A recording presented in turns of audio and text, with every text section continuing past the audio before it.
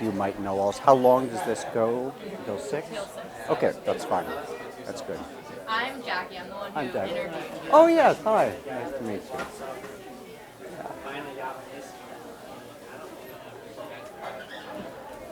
And are you a student here also then? Yeah, What are you studying?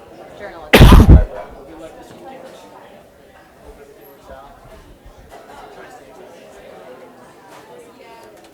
You have a student who worked on this project with me in the spring, Sophie Mitchum. I don't know if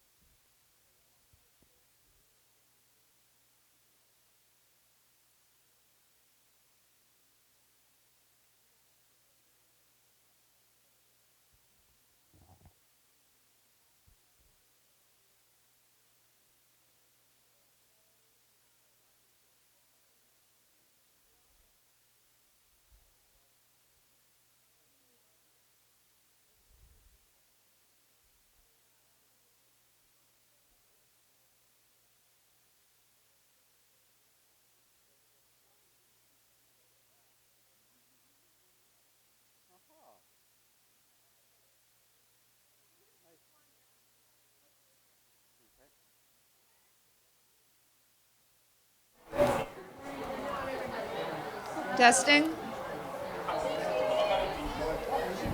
Welcome everybody to the cafe conversation today. It's a bit of a rainy day, so we'll see if we get a later crowd. As usual, we will be videotaping today, so if you don't want to be caught on video, move to this side, otherwise you might behave yourselves. I just want to give a little bit of a brief history on the cafe conversations and to find out what you guys think of them. So 5 years ago, we started these science cafes, right? Those were the ones where we brought the science faculty here. We put them up on stage. They thought they were going to be talking about, black holes and dark matter, and all of a sudden we're talking about the physics of Star Trek, right? And so last year we started the Cafe Conversations, which are our non-science science cafes. Just a question for you guys. How many of you have been to the Science Cafe? Show of hands. And how many of you have been to the Cafe Conversations? Okay, so more of you have come to the Science Cafes, which makes sense because there are more of them. But I hope that you guys find that the Cafe Conversations are also to your liking. As part of my PBS announcement, I have to do this every once in a while just to remind you that funding for these programs are from alums and Bobcats like you. So if you feel like you want to, donate generously. That's great. $10, $20 is what we consider generous, and then we have lots of people do it. So thank you. Tonight we have Dr. Bill Condee. He is from Interdisciplinary Arts. Yes, absolutely. Come on. And he's going to be talking about Fracking the Opera House. When he first told me his title, I said, what? He will explain what he means. Next week, we have Dr. David Tees. He is going to be talking to us about pulling and pushing and squeezing adhesion molecules. And he is from the Department of Physics, so we hope to see you guys then. But now, if I can find him, oh yes, there you are, Bill. Come on up. Camera ready? Thank you. Okay. Thank you, Roxanne. So first, I'd like to know how many of you have been to Stewart's Opera House. If you could raise your hand if you've been to Stewart's Opera House. Okay, good. A lot of you. What have you seen at Stewart's Opera House? You can just shout out. What are some of the things you've seen there?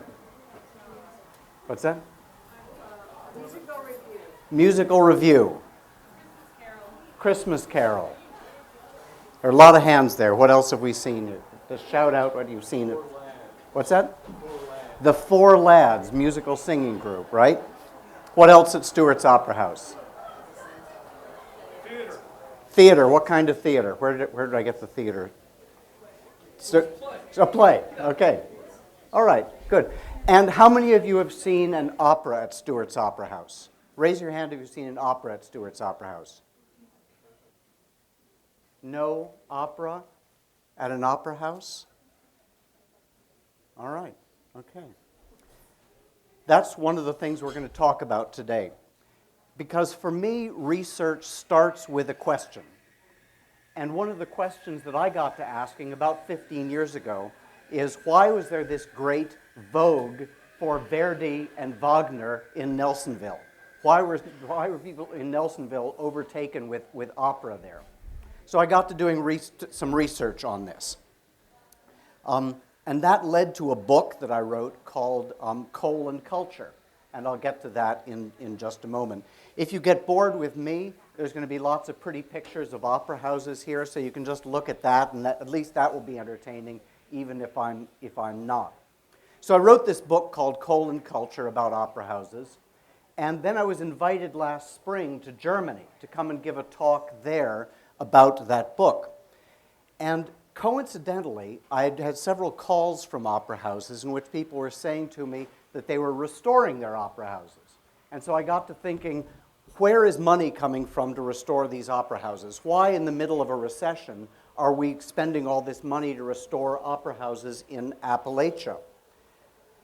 And then I got to thinking, what's changing in Appalachia? And the obvious answer is fracking. So then I got to wondering, is there any connection? Is money from fracking leading to restoration money coming in for opera houses? And so that led to a whole other exploration I've been involved in. Because just as coal mining transformed the landscape of Appalachia a century ago, so now fracking is transforming the landscape of Appalachia today. So, first a bit of history here. What are these opera houses, and why do we have opera houses in Appalachia? And then I'll get to updating that to the fracking question. But there's a question I have for you that I want you to think about. And here's where we get to the audience involvement part of this show, because I want you to think about this while I'm talking. Because the question I want to hear from you about is, and this is the problem I'm facing as I do this research, and that is, what is my role as a researcher? What are my ethics in research when it comes to researching fracking in Appalachia? Those of us who know nothing about science, and therefore I feel I should be talking at the Science Cafe, because I know nothing about science, but those of you who know nothing about science know about the Heisenberg uncertainty principle. Not that Heisenberg. We have to get in the Breaking Bad reference in here somehow.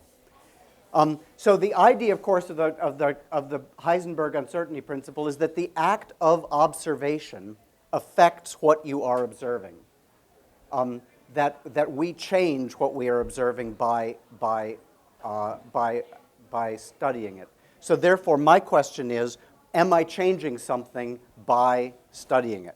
Or to put it differently, we could think of it in terms of the Hippocratic Oath, and again, those of us in the humanities like to quote scientists and doctors because it gives us legitimacy. It makes it sound like we know what we're talking about. So the question is that I need to do no harm. So that's what I want you to think about as I'm talking about this. What's my position as a researcher? How do I handle this ethically? So, opera houses. Opera houses were central to American life from about the end of the Civil War through the 1920s. And most theater historians know that no opera was ever performed at these opera houses. They were called opera houses because theater was considered to be licentious. Theater was considered to be immoral.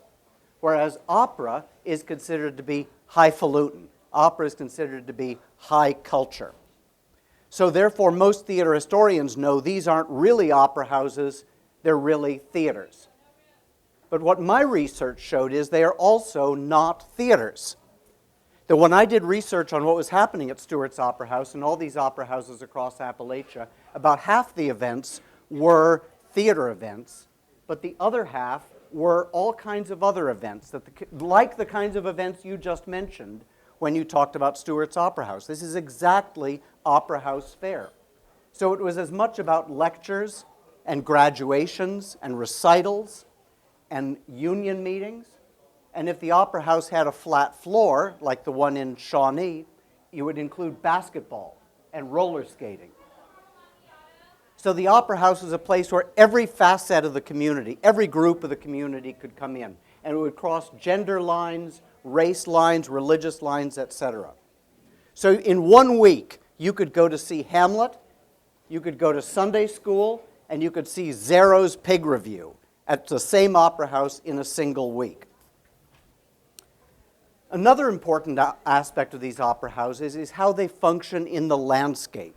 Just like Stewart's Opera House in Nelsonville, as you're seeing in these pictures, these are big buildings, monumental buildings in the middle of town. The opera house was a cultural signifier. It was a way of saying, this town has arrived, this town is stable. So it exists in the context of other buildings. So just as the church is signaling, we value religion in our community, and the school is saying we value education. The bank is saying we'll take care of your money. The firehouse is saying your house isn't going to burn down. The opera house is saying we value culture. Culture is important. All of this came about because of coal. From late 19th century through sometime in the early 20th century, coal was king in Appalachia. And the coal companies invested in towns to make the towns more stable. They wanted the amenities of a town, schools, churches, and opera houses in order to attract women, in order to attract families, and make the workforce more stable.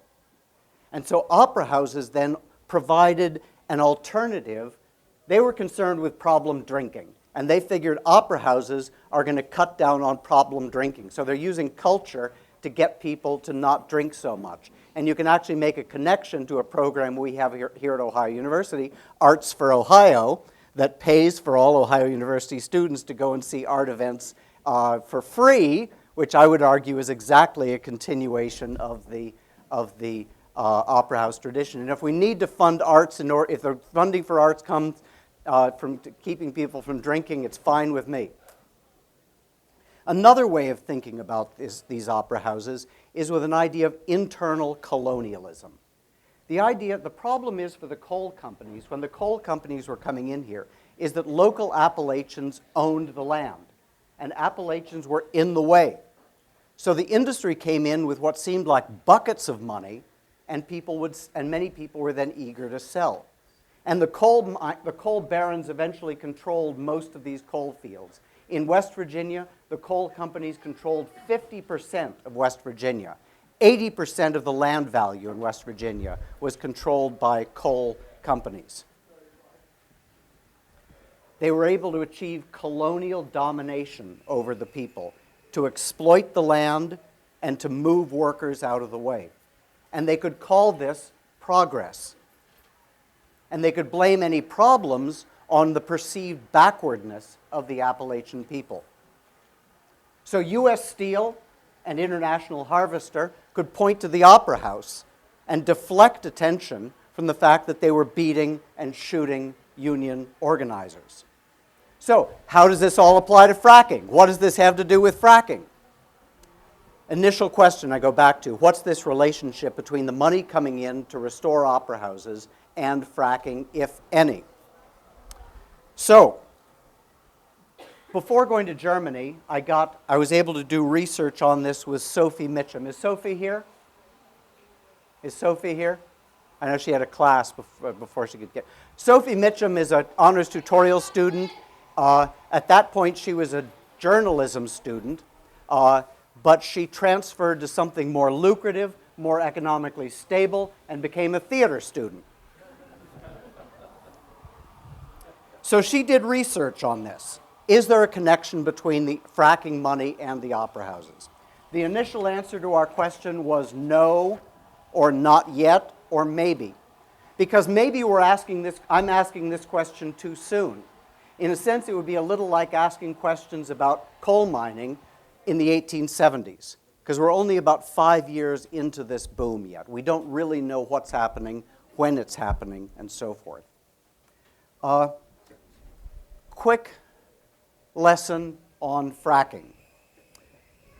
So, as you probably know, fracking involves injecting millions of gallons of water, sand, and chemicals into wells to fracture shale deposits and thereby release natural gas.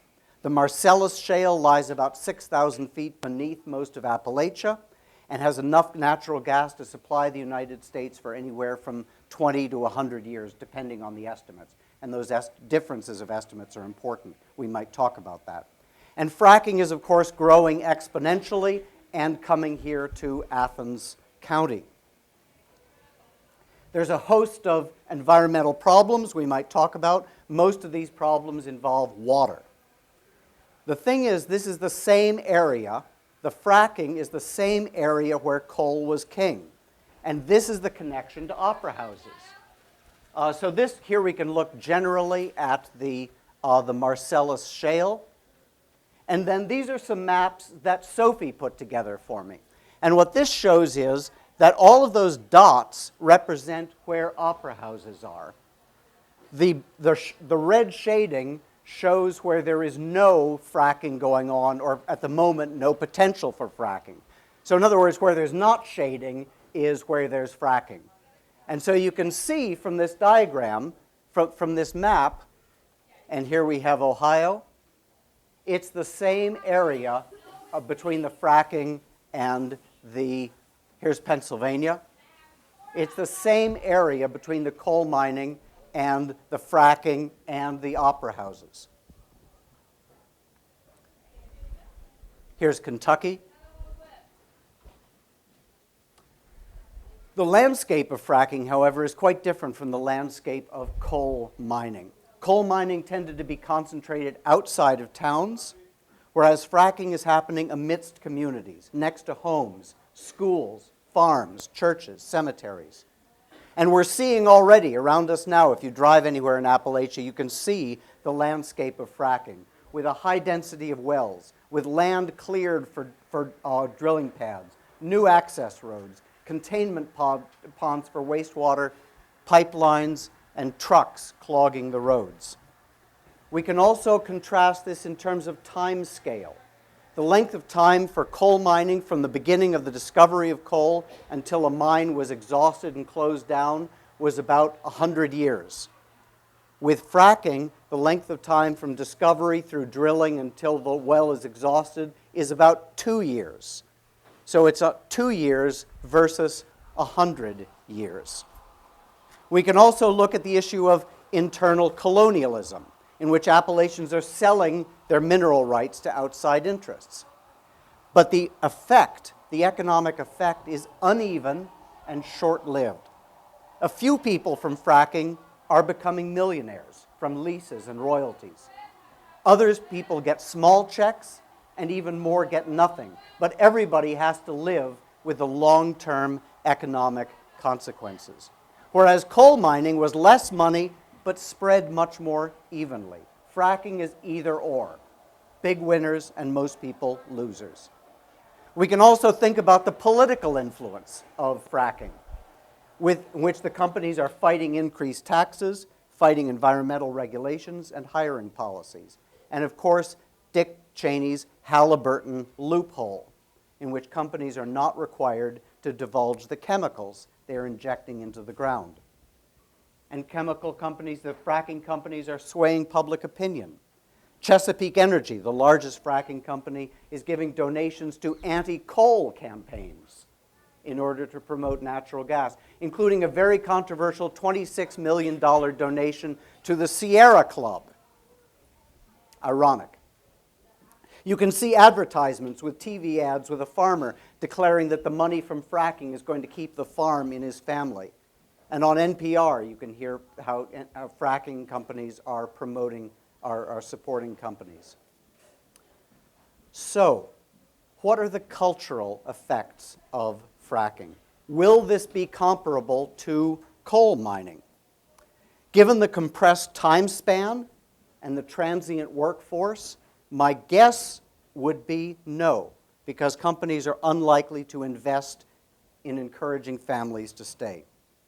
But just as the coal companies paid for opera houses in order to provide a kind of cultural veneer for their activities, so it could be, and it turns out is, that the fracking companies are providing this money for local communities. So just before I left for Germany in the spring, Sophie and I hit pay dirt, or gas. Bradford County, Pennsylvania, the epicenter of fracking in Appalachia, 2,000 gas wells. In 2010, the industry invested $2.4 billion in Bradford County, more than the total economy the year before. Companies paid $160 million in leases and royalties.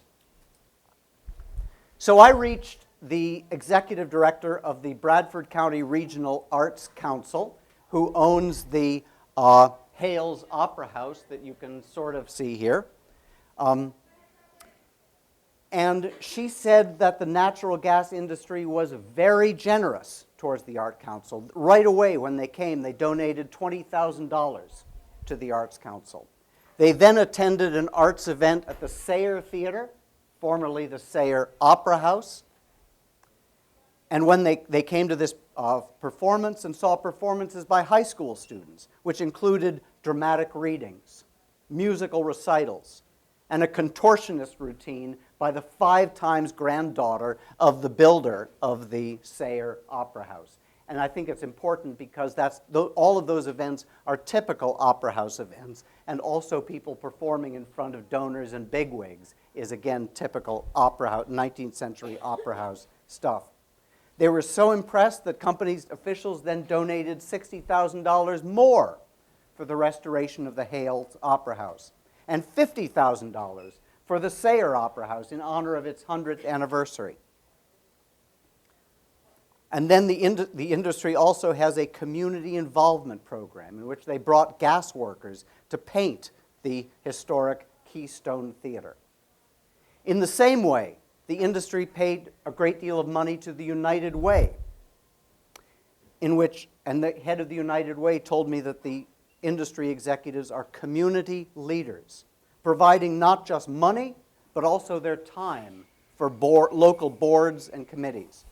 Chesapeake Energy donated $10,000 to cover all of United Way's overhead expenses, so that all the money that came into United Way was going straight into their nonprofits, and nothing for overhead expenses. The head of United Way told me that without their support, our history, arts, and culture would be really hurting. This is a poor area. Ironically, this is close to the New York state border. Nonprofit organizations in New York, directly across the border, are jealous of Bradford County because in New York, fracking is on hold, and they want the money to come in, so the nonprofits can get this kind of money. So, based on the coal boom, 19th century, looking forward through this Bradford experience, what can we speculate about the influence of fracking on local culture? Will this lead to increased high-speed internet and better cell phone coverage in rural areas? Will there be restaurants more diverse than Wendy's and McDonald's? Will there be better access to affordable health care? So, going back to my Heisenberg problem, the problem I face in writing about this and continuing this research is that this can very easily be framed as justifying fracking. Look at all the money that's going to the opera houses. Look at all the money that's going to the United Way. Isn't this great?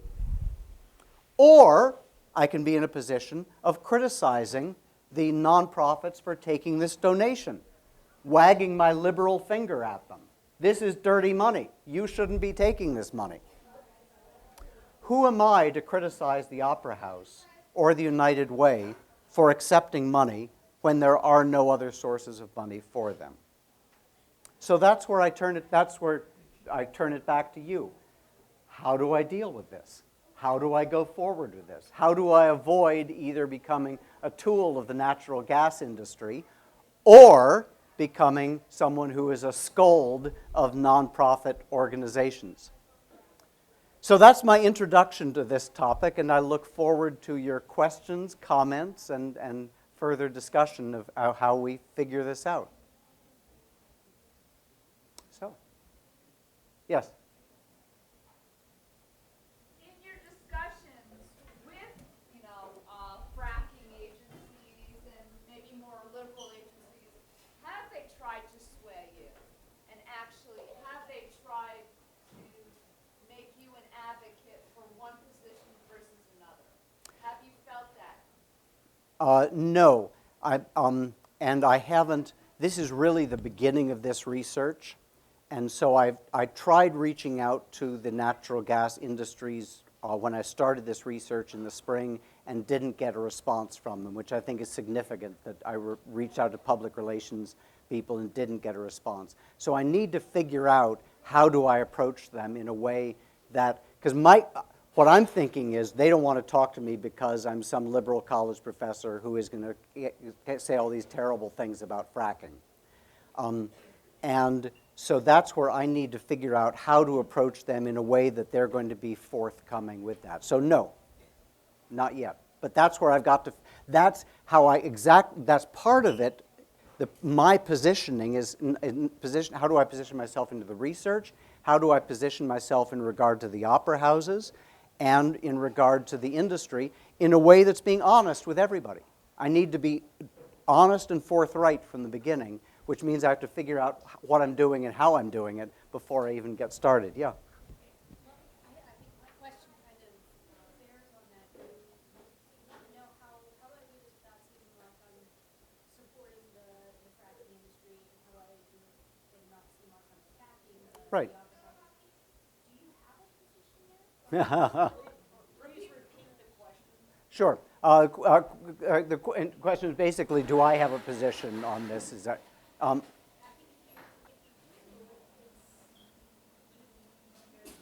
yeah. Yeah. You mean position on fracking? Yeah, I'm deeply conflicted on fracking. Yeah, so the question is, what is my position in regard to fracking? And that therefore my position in regard to the research is going to influence how I deal with the research.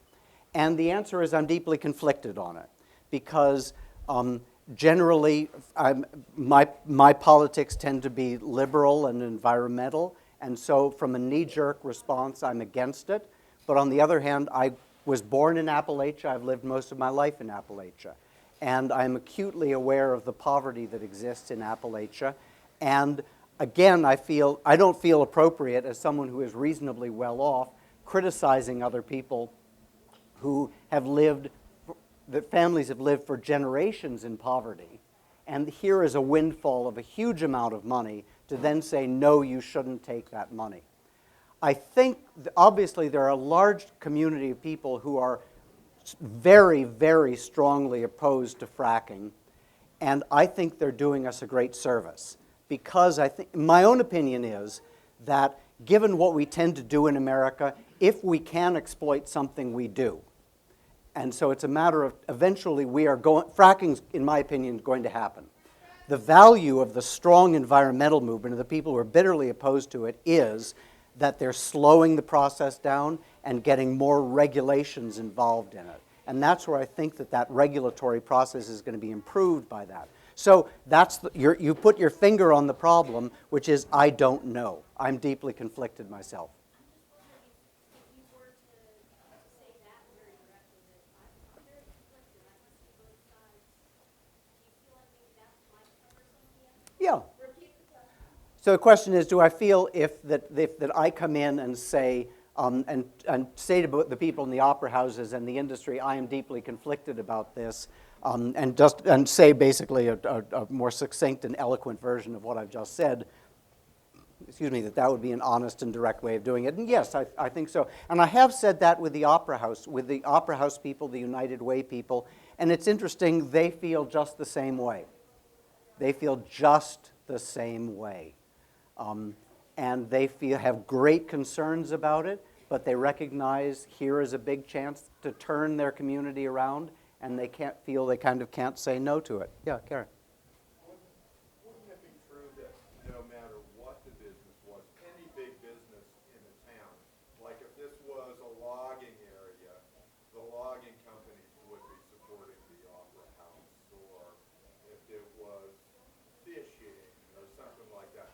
And if that's the case, is this different? Is there something different about coal and oil? Yeah. That The question was, is where there's a big industry coming in, whether it's fishing or logging and so forth, aren't the influences of that going to be similar to what's happening with the? come and they're going to give everybody money and Yeah. want to be friends and be on the boards. Probably.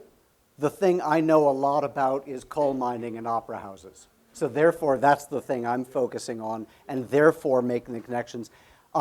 I suspect so.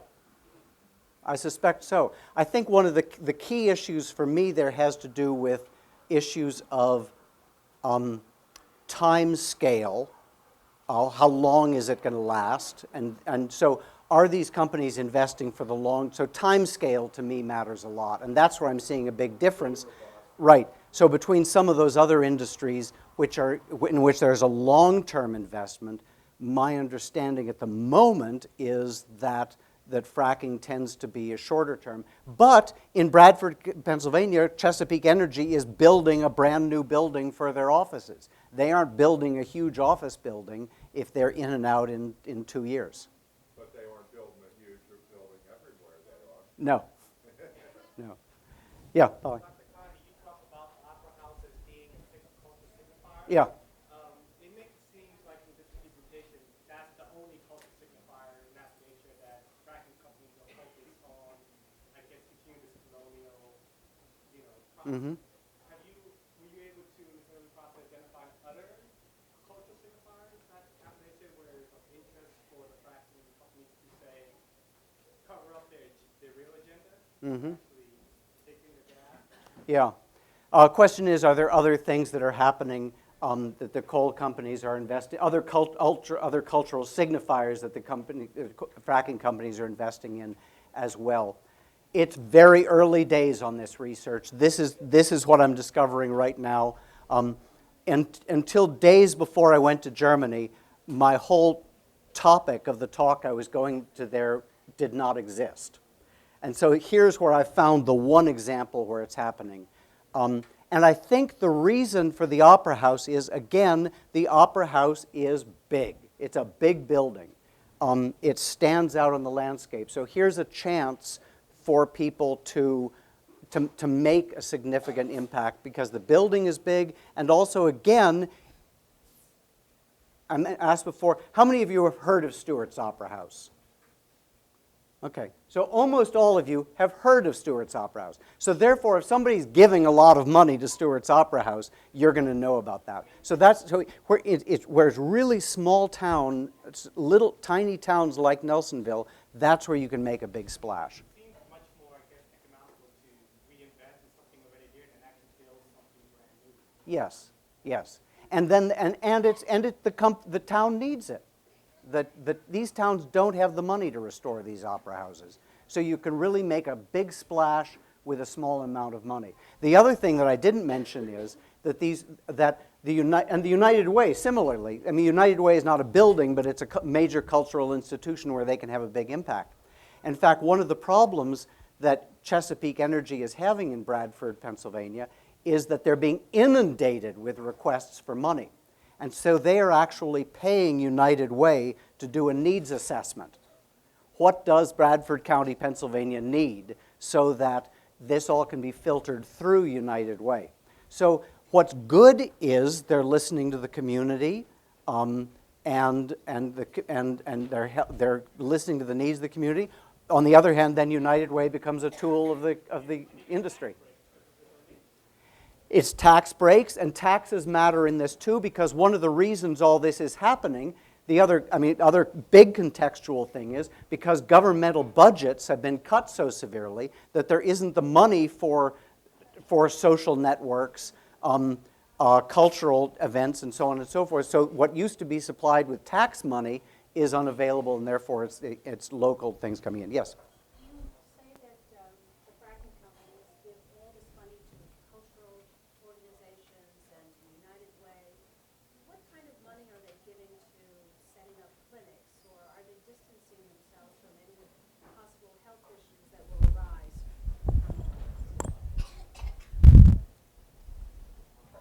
Good question.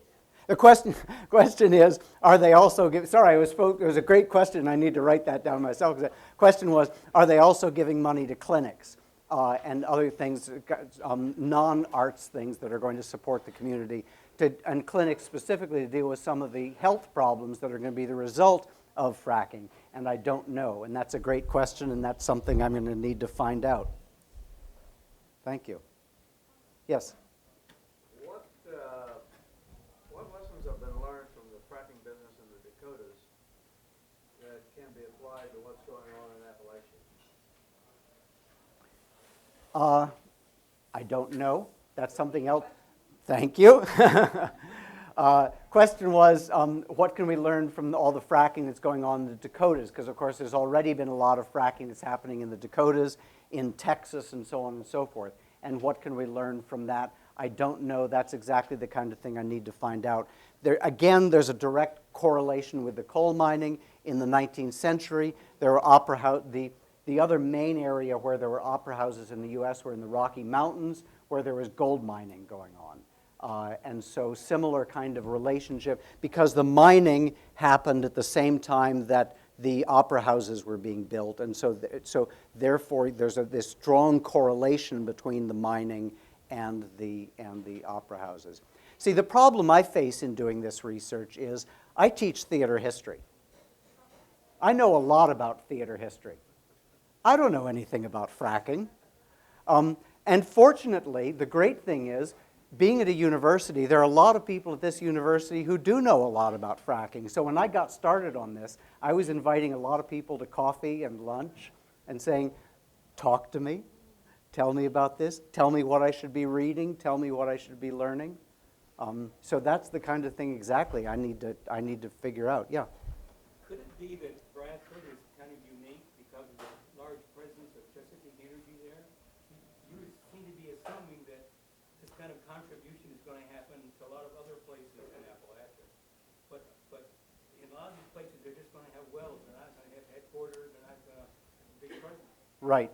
So the question is Bradford unique, or are there going to be other instances? Is Bradford unique because there is such a high concentration, and in other places in Appalachia, is there just an isolated well and so forth? And therefore not the kind of investment in the community that's happening in Bradford.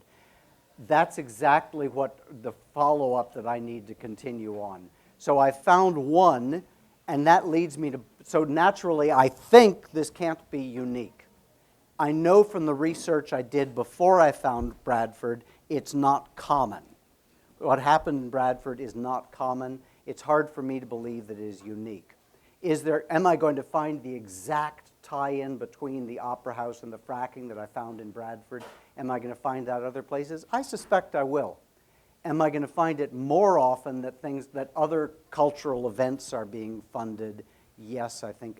And in Bradford, they mentioned to me, oh, you should follow, we think it's happening here, we think it's happening there. When I followed up on those, they weren't in fact happening.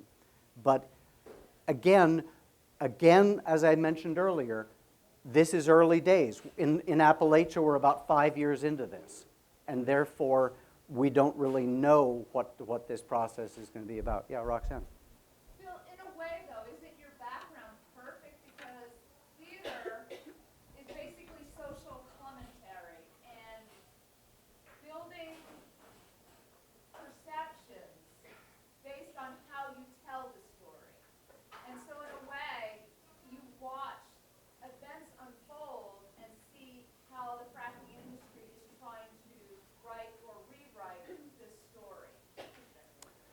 I don't know that I need to repeat a question when Roxanne says.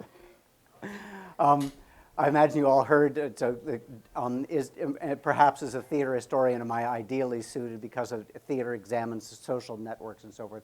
Yes, in the sense that one of the ways that theater history as a very narrow discipline is expanded is into what's often referred to as performance studies, and looking at performance much more broadly than simply a play happening on the stage.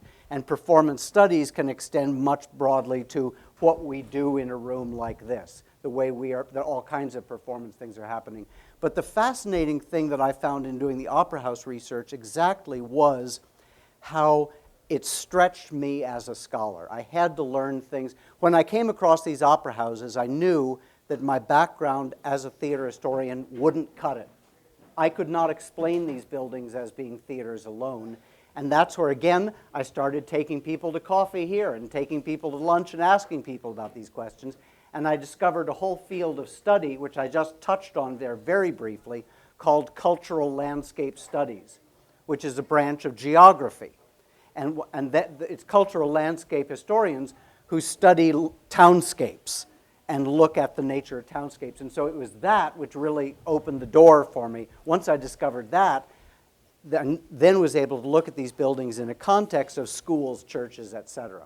So the next step is now I need, yes, to expand this and learn all about fracking and the Dakotas and healthcare and so forth. Yes? Oh, sorry.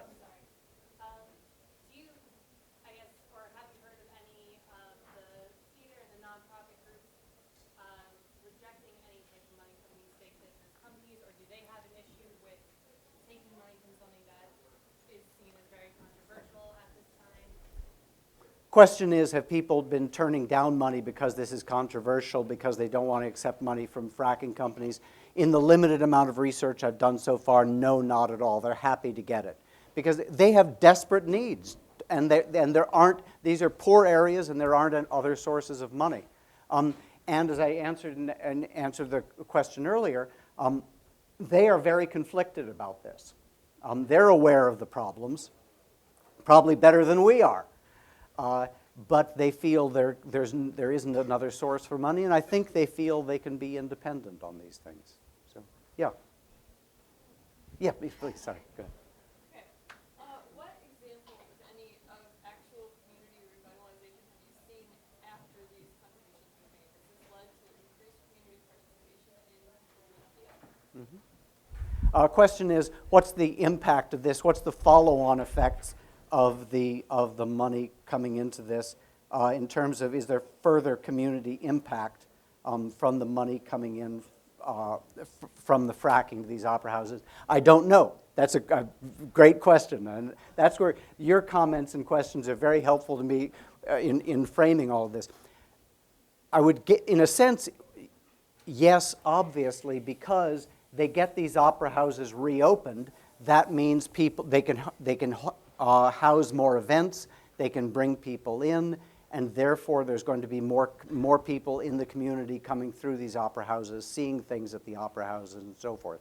And the people who know how to run these opera houses well, like Tim Peacock at Stewart's Opera House, know that the key to running an opera house well is in the 19th century, and that making it a space that is open to everybody in the community for all kinds of events, that you don't just do one thing well, and it's not a museum that you have to preserve and keep people out of.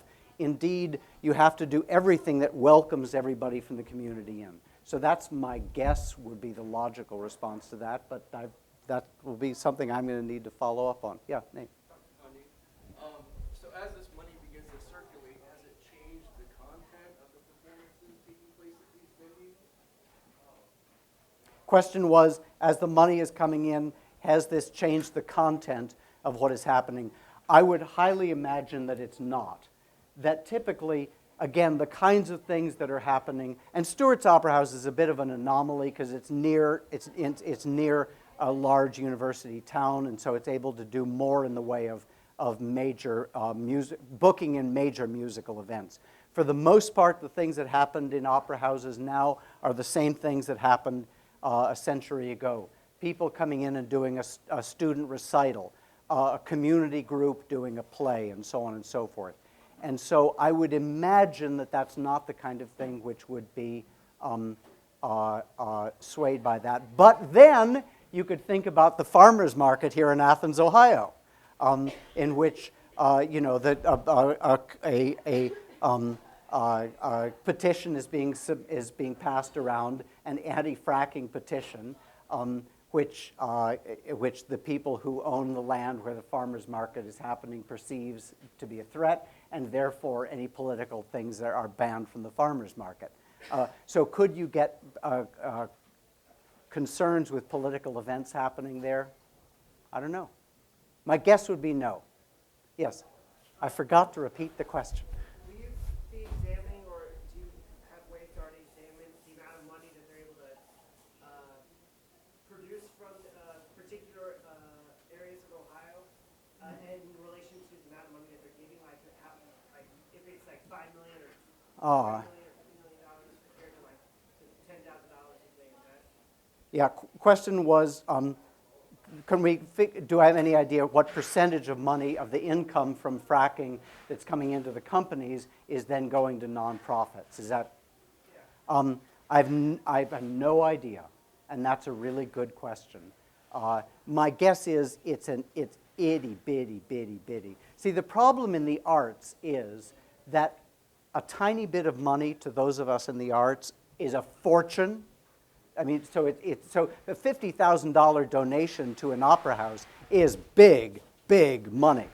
My guess is to the, basically, what was that figure I gave before in which there was they invested $2.4 billion in Bradford? I can't do the math there, but. I'm sorry, you said $2.4 billion? Yes. In just infrastructure? Yeah. The $2.4 billion in infrastructure in Bradford. And so, just to follow up on that, I mean, this could just be part of a budget, like a PR budget. It is. It is. The person that I was sent to from the industry, the head of the nonprofits, the Arts Council, when they forwarded, the person's name was the community relations organizer. So yes, it's about community relations. And again, with my ambivalence about all of this, I don't see that entirely as bad. And that's my ambivalence in dealing with this. Yes? Has there been any protests that you've seen from the environmental voices in the communities against the non-compensation from the fracking industry? Question is, has there been protests against the nonprofits taking this money from the fracking? Not to my knowledge, no. I did ask about that. There have been protests in Bradford County, and there are many people, especially long-time Appalachians, who are, and these are not the people who are the traditional knee-jerk liberals such as myself. These are people who have lived in small towns all their lives who are having very strong reactions against this. I haven't heard of any problems with them giving the money to the nonprofits. No, but again, that's interesting. Yeah. Question. I realize these are the early days of fracking here in this area, but have you found in fracking areas where they've been well established, undergone many years, that there's a diminishing return in the amount of donations, the amount of contributions they make to a community? Right. As they get more entrenched? So the question is there, as the industry goes on, is there a dropping off of donations that are coming in to nonprofits from the company? That's the kind of thing we're going to need to track in the future. Again, this is early days in this, and so it's barely starting. So what's happening now is it's increasing, and in just looking at Bradford County, it's increasing. It's not dropping off now. They're talking about more and more money coming in from nonprofits from this. What's going to happen in the future? That's where we're going to need to see. See, all the information I read says that fracking is very short term, and the impact is short. They come in, they frack, they go. What the people in Bradford County are saying is no. Now, is that unique to Bradford County? And in other places, is that going to be longer term? I don't know. Yes?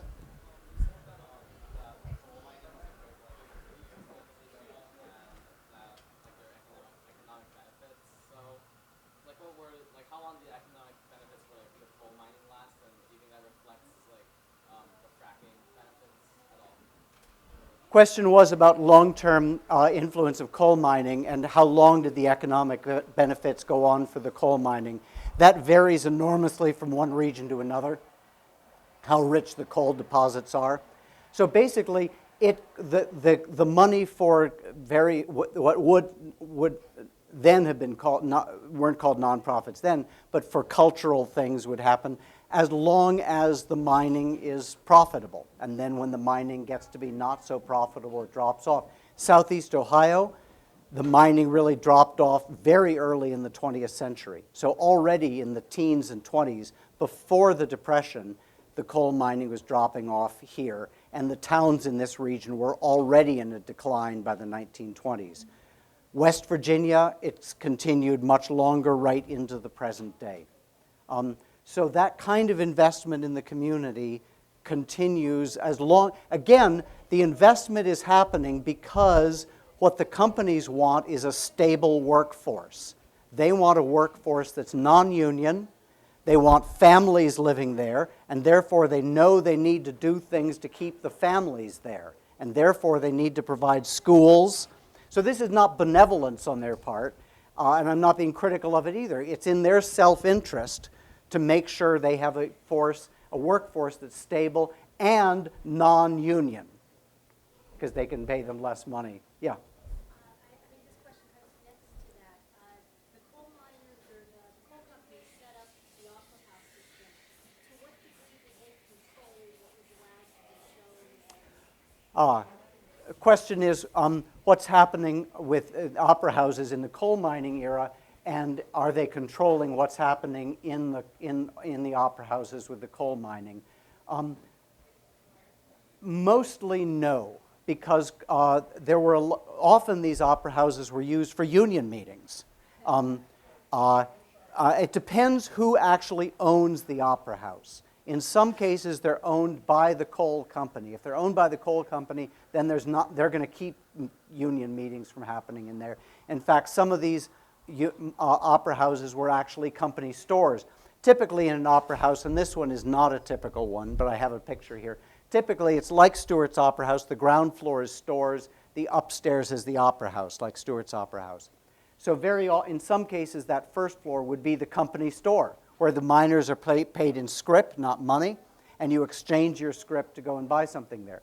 And so in the case like that, they're not going to have union meetings going on. Again, the political content of what's happening in the opera house is not, and it goes back to your question earlier, is not going to be something worth censoring. It's kids' piano recitals, and it's a high school graduation, and it's things like that. But another part of that is, one thing I was fascinated by in doing this research, so I never saw and read about in a newspaper an instance of a coal company censoring or preventing an event in the opera house. Does that mean it never happened? No. Because just as, for example, I never read any instance of racial segregation in an opera house. I never read a single instance about a reference to a colored balcony or preventing African Americans from entering the opera house. Does that mean that they were fully integrated and these bastions of integration? No, no. It's just that they're not writing that up in the newspaper. They're not putting that in the newspaper. So could it be happening and I'm not reading about it? Sure. Yeah, Jenna.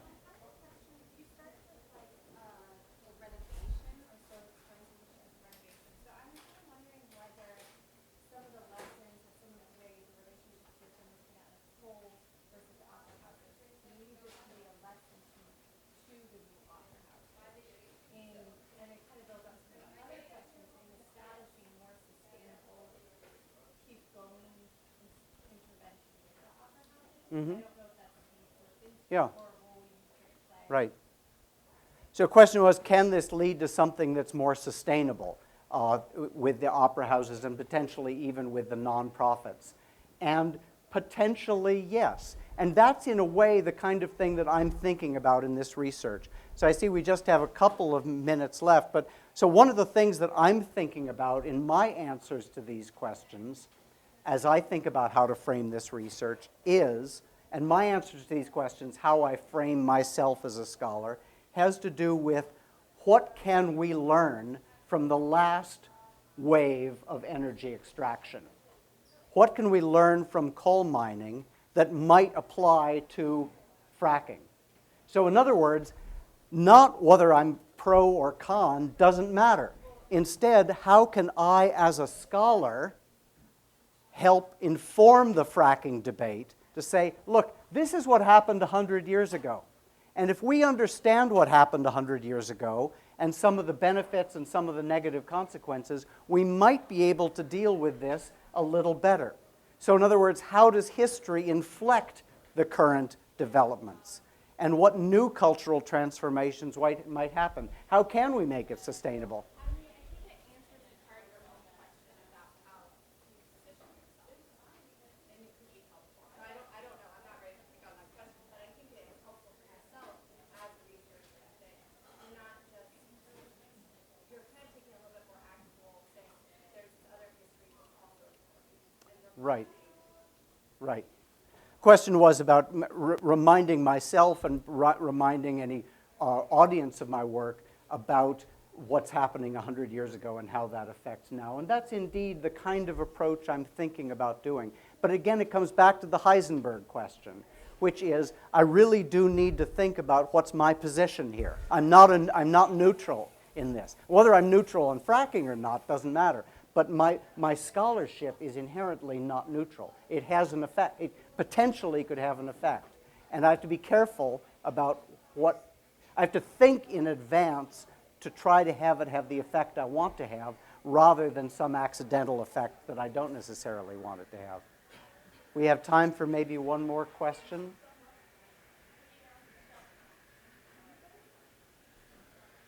All right. Thank you all very much for coming. Thank you.